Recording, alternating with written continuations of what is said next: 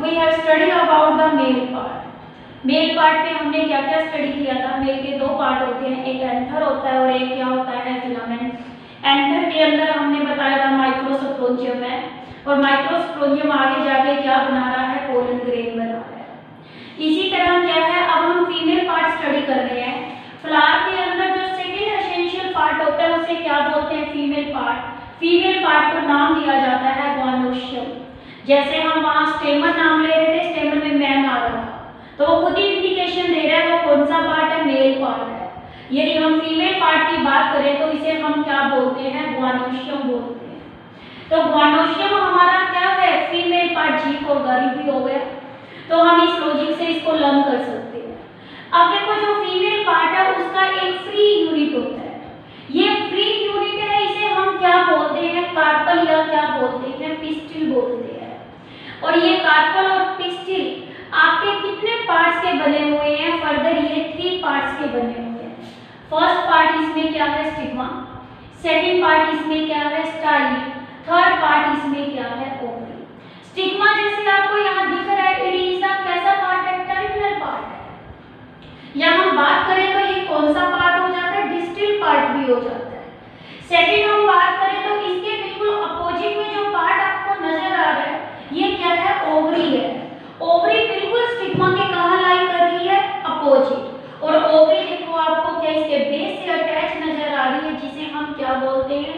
Thalamus बोलते हैं। यानी कि ओवरी देखो तो वो थैलेमस से अटैच है।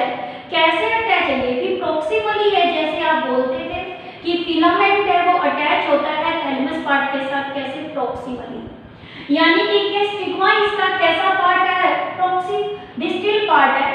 ओवरी इसका कैसा है? प्रॉक्सिमल पार्ट हो गया। स्टाइल इसका कौन सा पार्ट है? मिड पार्ट है। यानी कि हम बात करें कि इसकी स्टिग्मा की, स्टिग्मा क्या है और ये क्या फंक्शन को क्या करता है? परफॉर्म। यानी कि ये बाहर की तरफ प्रोजेक्टिंग पार्ट है फ्लावर का, और ये जो पिस्टिल शो कर रही है वो हिबिस्कस प्लांट की शो की है अकॉर्डिंग टू एनसीईआरटी।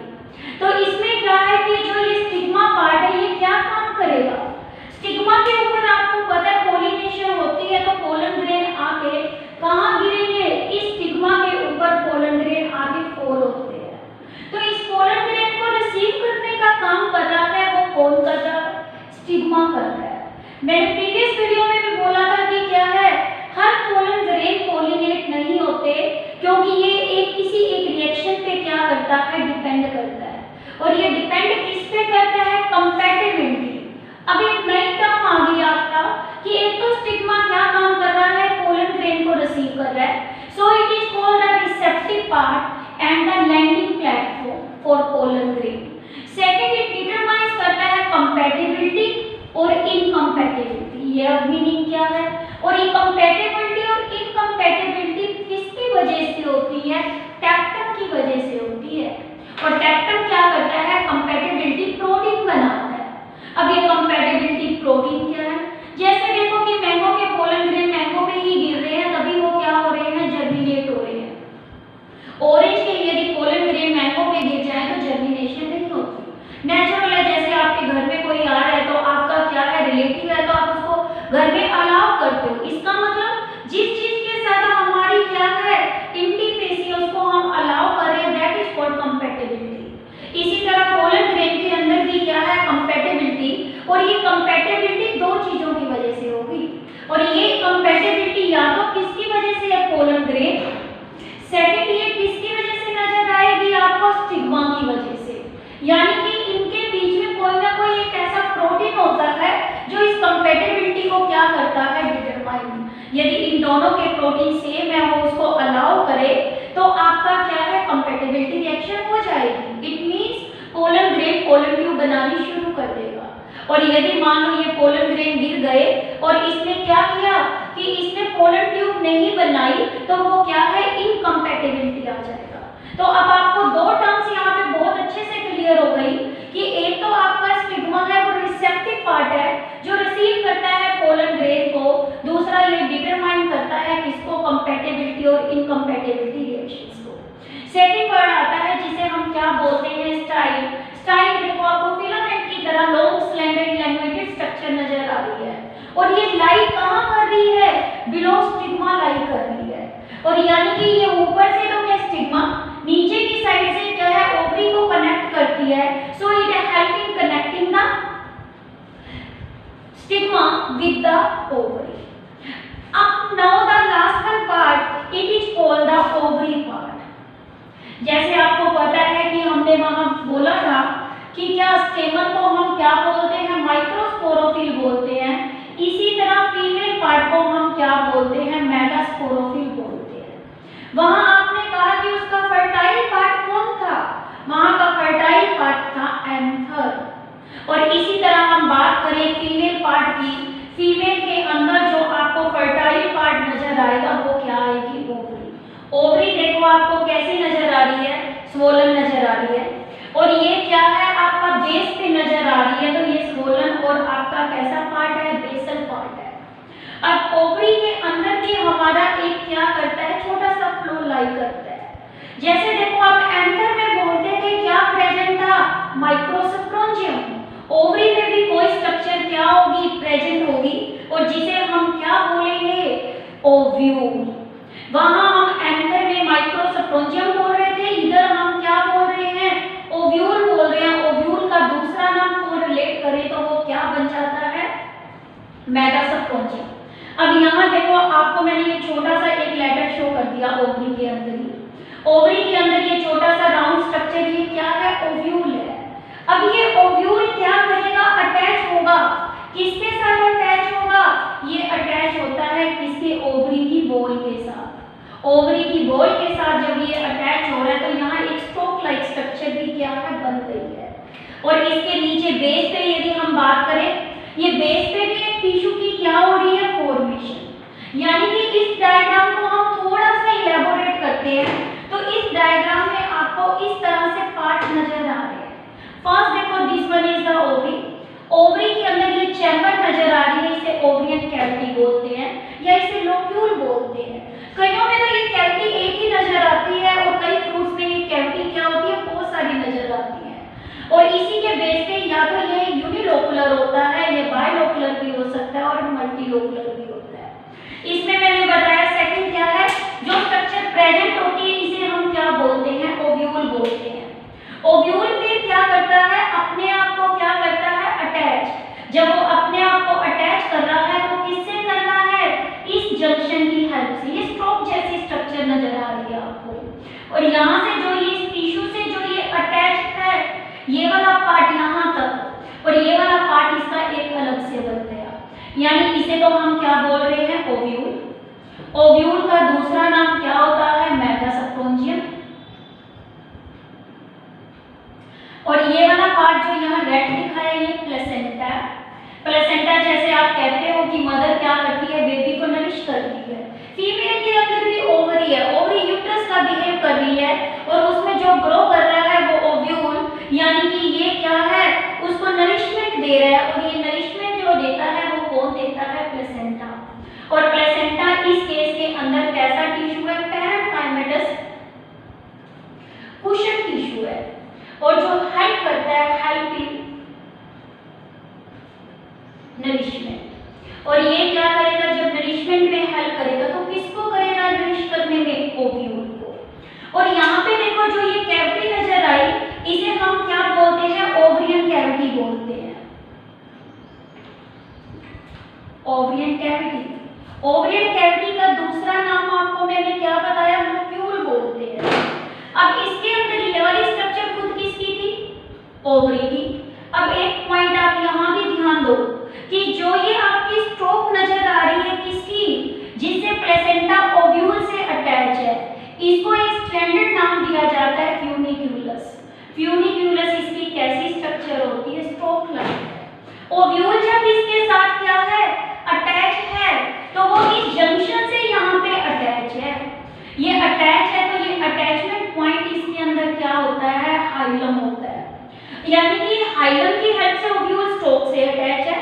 स्टोक जो अटैच है वो किसके साथ है, प्लेसेंटा के साथ। और ये जो सारा स्ट्रक्चर इसका क्या है, इंटरनल किसका है, ओवरी का है। ओवरी के अंदर हमने कहा ये फ्री पार्ट 3 जब मिल गए, स्टिग्मा स्टाइल ओवरी, और इन्होंने मिलकर क्या बनाया, pistil.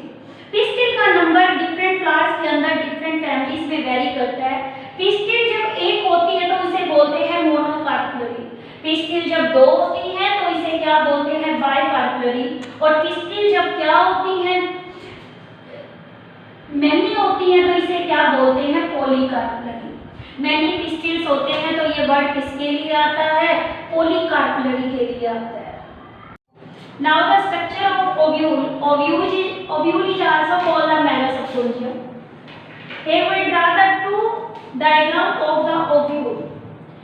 This diagram is a simple one कि इसमें क्या है, जैसे बताया कि ओव्यूल अटैच होता है किससे, इधर प्लेसेंटा बताया था, प्लेसेंटा से अटैच है तो इसे हम स्टॉक बोल रहे थे। जिस पॉइंट पे ओव्यूल अटैच है उसे क्या बोलते हैं, हम हाइलम बोलते हैं। फिर ओव्यूल कवर होता है किससे, इंटेगुमेंट से, it is the outer integument, this one, this is the inner integument. Number of integument also very in few plants, तो integument is absent, it is called ategmic. In some there is the one क्या है, टेगुमेंट is present, to भी हो सकती है और three भी हो सकती है। एग्जाम्पल टू एग्जाम्पल इंटेगुमेंट्स क्या करती है, वेरी करती है, इसीलिए हम क्या है ओव्यूल को बोलते हैं इंटेगुमेंटेड मेगास्पोरेंजिया, क्योंकि इंटेगुमेंट्स इसे क्या करती है, कवर करती है। अब सारी इंटेगुमेंट्स देखो किस पॉइंट से अराइज कर रही है, किस पोल से, और इस पोल को हम क्या बोलते हैं, चलेजल पोल, यानी कि what is a chalazal pole, from where all the integuments are arise.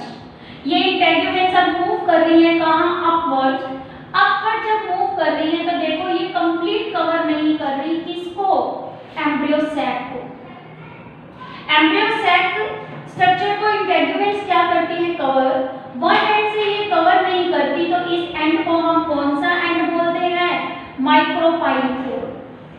Micropyle जो पोल है, ये माइक्रोपाइल मीनिंग क्या है, या पोर लाइक स्ट्रक्चर है, और ये पोर सीड को वाटर को एब्जॉर्ब करने में हेल्प करता है, जिसकी वजह से सीड क्या करते हैं, जर्मिनेट करते हैं।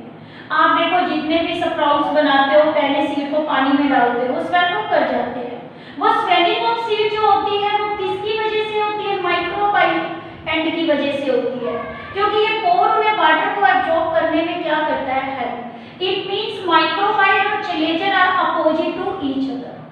The embryo sac structure you have seen here are the three cells towards the micropyle pole, three cells are present towards the chalazial pole, and two cells are present in the center. Or embryo is surrounded by a parenchymatous tissue. This parenchymatous tissue is called the nucellus, and this nucellus help in the nourishment of the embryo cell. In the nucellus, three cells are present, three cells towards the micropyle end. It is called egg apparatus.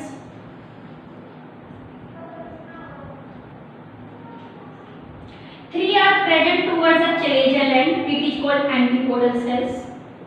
Antipodal is learned by AC.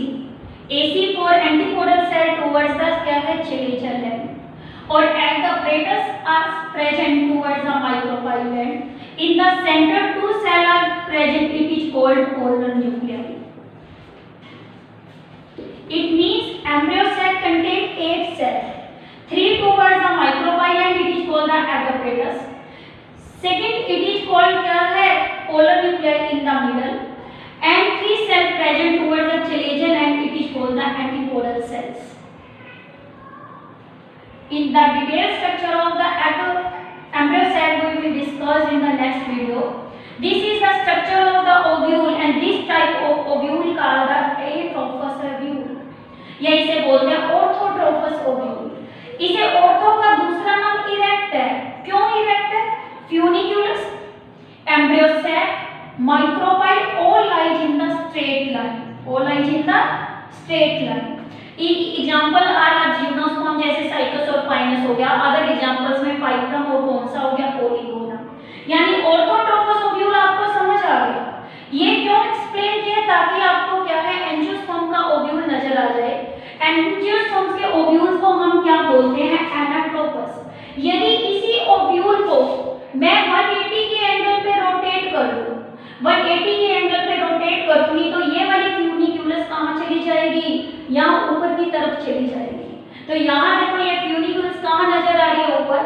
Point of attachment वही क्या है, hilum, और ये वाला and माइक्रोफाइल हो गया, और दूसरा आपका क्या है, चलेजर है। सेंटर में प्रेजेंट है वो क्या है, एम्ब्रियोसैक, और ये एम्ब्रियोसैक कैसा है, पैरेन्काइमेटस एम्ब्रियोसैक क्या है, इसे फर्दर बोलते हैं फीमेल गैमेटोफाइट। जैसे आपने कहा था पोलन ग्रेन मिलकर क्या बनाता है, मेल गैमेटोफाइट, और मेगास्पोर कौन बनाएगी, ओवरी बनाएगी, और ये ओवरी फिर क्या करती है, फीमेल गैमेटोफाइट बनाने में क्या करती है, रोल प्ले करती है। ये न्यूसेलस भी दो टाइप्स का होता है, या तो न्यूसेलस आपका कैसा होता है, थिन होता है, और या न्यूसेलस आपका मैसिव होता है। मैसिव होता है तो ये बेटर डेवलप्ड होता है, और ये थिन होता है तो इसका मतलब ये क्या है, लेस डेवलप्ड है। और यदि इसके अंदर क्या है, न्यूसेलस आपका थिन मोल्ड होता है तो इसे हम क्या बोलते हैं, टेन्यूसेलेट बोलते हैं। और ये कैरेक्टरिस्टिक्स होती है किसकी, कंपोजिटी फैमिली, आपको पता है बॉटनी में ही, तो ये उसके अंदर क्या होती है, प्रेजेंट होती है। और मैसिव होगा तो इसे हम क्या बोलेंगे, that is the better developed. और थिन वाले को, और जो आपका क्या है, मैसिव को एक नाम दिया जाता है क्रेसिन्यूसेलेट। ये हमारे टू टाइप्स के क्या हैं, टू टाइप्स के हमारे ये क्या है, न्यूसेलस है। Nucellus is covered by integuments, depending upon this nucellus में भी एटेमिक, यानी कि ये क्या है, विदाउट इंटेग्यूमेंट। एग्जांपल इसका क्या है, सेंटेलम और लोरेंथस। यूनिटेक्निक का एग्जांपल इसमें क्या आता है, हायर डाइकोट्स, एस्ट्रेसी फैमिली, साइकोसोर्फाइनस। और बायोटेक्निक है तो इसे हम क्या बोलते हैं, मोनोकोट्स में आता है, प्रिमिटिव डाइकोट्स, ब्रासिका और माग्नेसी फैमिली इसमें आती है। और ट्राइटेक्निक है तो इसमें क्या आता है, एस्पोडिलस। ये सारे कंपटीशन व्यू से इंपॉर्टेंट है। आपने जो मोस्ट कॉमन टाइप ओव्यूल करना है वो एनाट्रोफस ओव्यूल है। एनाट्रोफस ओव्यूल ए से ए, यानी कि कैरेक्टरिस्टिक्स किसकी है, एंजियोस्पर्म की है।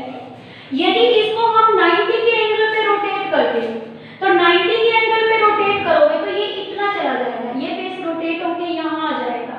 फिर इसको एक नाम दे देते हैं हेमिट्रोपस। हेमिट्रोपस का क्या मीनिंग होगा, इसको रोटेट करना कितने के एंगल पे, 90 के एंगल पे। और इसका एग्जांपल फिर क्या रहता है, रैनकुलेसिस रहता है, रैनकुलेसिस। Hemy mean half. यदि आप थोड़ी सी रोटेशन इसकी क्या कर दो, और इंक्रीज कर दो, तो इंक्रीज कर दोगे तो 90 के एंगल से क्या हो जाएगी, ज्यादा हो जाएगी।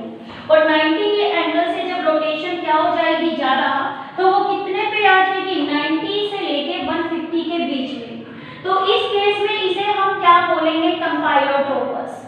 कंपाइलोट्रोपस आपका क्या रहता है, जब रोटेशन इसको आपने दी और रोटेशन देने के बाद ये हाफ पे आने के बाद और टिल्ट हो गया, तो ये हमारा क्या है, मोर देन, इसमें रोटेशन कितनी रहती है, 90 डिग्री रहती है। और इसका एग्जांपल आपका जो आता है, लेग्यूमिनियस आती है। लेग्यूमिनस में जितनी पल्सेस आती है उसमें कैसा होता है, कंपाइलोट्रोपस होता है। फिर देखो, जब आपको बताया एक, अब हमारा क्या है कि रोटेशन आपने और ज्यादा बढ़ा दी, और ज्यादा बढ़ा दी, तो इसका नाम क्या है, एम्फीट्रोपस है। और एम्फीट्रोपस ओव्यूल, एम्फी मीन बोल, उसमें ये स्ट्रक्चर तो रोटेट यहाँ नीचे की तरफ करेगी, बट एम्ब्रियोसैक भी क्या कर जाएगा, रोटेट कर जाएगा।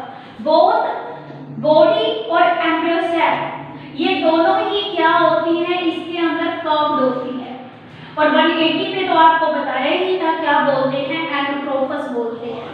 और इसमें एम्फी के अंदर दो, इसमें एग्जांपल आता है पॉपी प्लांट, पीछे अभी बताया था पॉपी एक एग्जांपल, लैमिना, ये इसमें आते हैं, किसमें, एम्फीट्रोफस में।